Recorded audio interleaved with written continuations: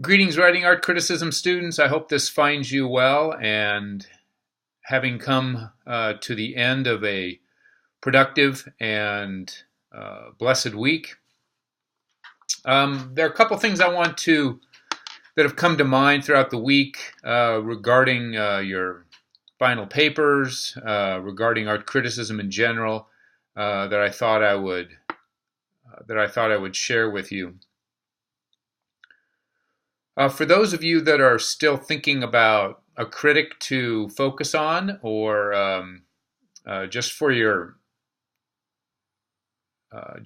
own purposes, I would look at the critic Jerry Saltz, Saltz. He has for a couple reasons. One, he's married to Roberta Smith, who's one of the art critics for the New York Times, which is a really interesting dynamic. The other is that he's extremely present on social media through Twitter and Facebook, and he's really utilized that medium in an effective way. And he's received a lot of pushback in the art world for his use of it, but I think it would be something of interest for you guys to look at. He won a Pulitzer Prize for criticism this year. Former senior writer for the Village Voice. His prevalence in social media is interesting, and it's a different way of approaching. It's a different way of approaching, say, contemporary art world criticism or high art criticism. One of the things I want you to be thinking about in your papers, if you choose a critic and you're focusing on the critic's writings, focus on or draw attention to, make sure you understand their audience. And I know it was something I wanted to emphasize to you when you were doing your own writing project, your own art review. The audience is an important component. It matters for whom you are writing. And what I wanted you to do with regard to the art review is to not think of me as your audience, but think of a readership. Why would the reader be interested in what you have to say? And in terms of the art critic's role is to acquire an audience. One isn't just given an audience. So one of the things that one of the advantages that you have as a student is that you have an audience. The audience is me, so you don't have to think about the audience. You're writing to satisfy whatever requirements I have. And you're writing with my pair of eyes. But a critic out in the world is not given an audience. That critic has to create one and keep one, grow one. And so why would I be interested in reading this critic or that critic? Why would I continue to follow this critic or that critic? And what you realize is that what criticism offers is this really interesting relationship in which you are reading the critic because you're interested in what the critic has to say about the work, meaning it's not just about the artist's work that you're interested in, or this exhibition or that exhibition. You're interested in what the critic thinks about it. The operation and the turn of mind on the part of the critic.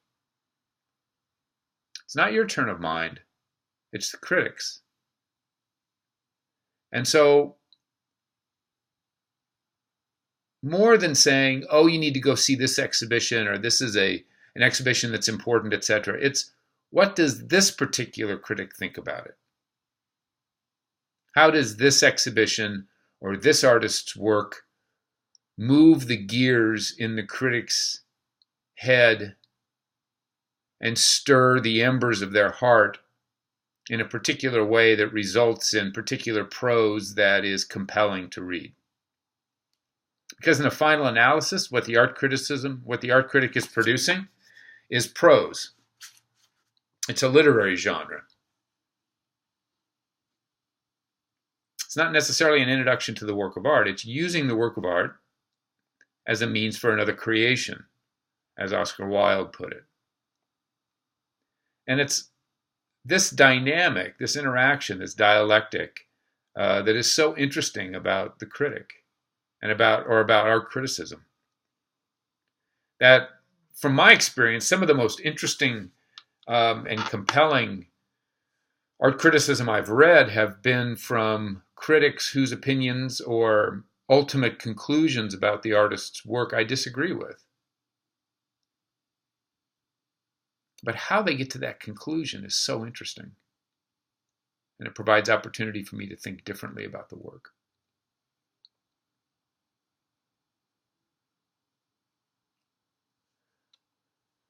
And also that art criticism often has very little to do with the art. For the art critic the art critic has, in many ways, two subjects that they're working on. They're working on the art, but they're also working on criticism. Why do criticism? What is the legitimacy of criticism? So you could say every act of criticism, every review is an argument on behalf of the existence and the relevance of criticism.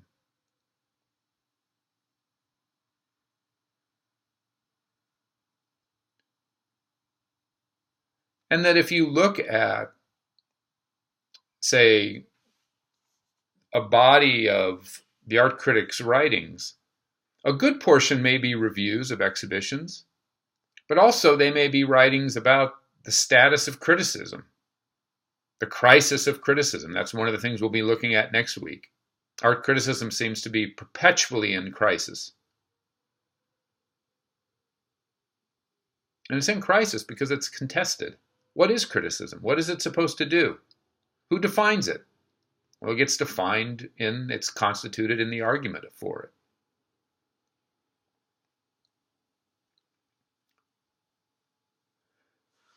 And also that what you're reading when you read an art critic is the art critic.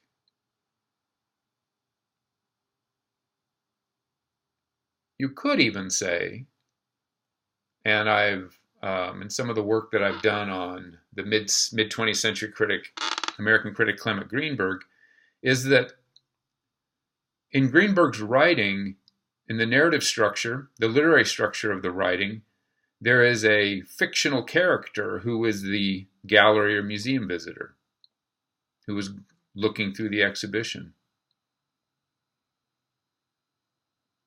It's a literary structure.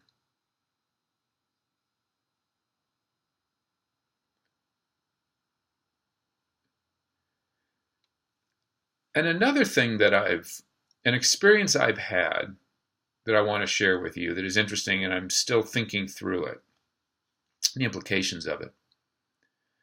There have been situations in which I've been commissioned to write reviews. And one in particular, a Robert Gober retrospective at the Museum of Modern Art. And I went to see the exhibition. I saw the exhibition a few times. And then in the process of writing the review, in which I'm in my study writing, I'm not in the museum. I have some notes, but as I'm writing, and then as I'm revising my writing. So the focal point is not the exhibition. The focal point is the writing, putting the words together, the sentences together, developing a review. I happen upon some insights about the work. But the insights about the work don't happen when I'm standing there looking at the work. It happens when I'm putting sentences together in a piece of writing. Where was that insight? That insight didn't come to me through my vision. It came to me through discourse, through language, through cognition that stirred something and made a connection. But I'm not necessarily convinced that the connection was there in the exhibition that then the language brings out, or that the very fact that the language creates it. Is it possible that I get the insight there and then when I'm writing? If that's the case, opens up a whole interesting can of worms regarding the impact of works of art. That the impact of the work of art is not just there when we see it and then it disappears when we leave, but that it lives on, it insinuates itself in our mind and our heart, and it figures out how it's negotiating in there. And so various other forms of action, whether it's in written discourse or spoken discourse, or just in the kinds of buzz in our minds between our ears as we negotiate our days, something can happen in which that work of art emerges in a different way. I find that fascinating.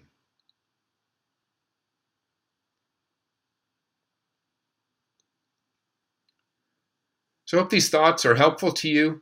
I apologize again for not being, I seem to be doing this over the last few weeks, of not being as attentive in responses that I need to be. This has been a very difficult season, 8 weeks, very unfortunate, and it's that you have to be victims of a very difficult season that I'm engaging in and enduring. And I beg your forgiveness and patience, and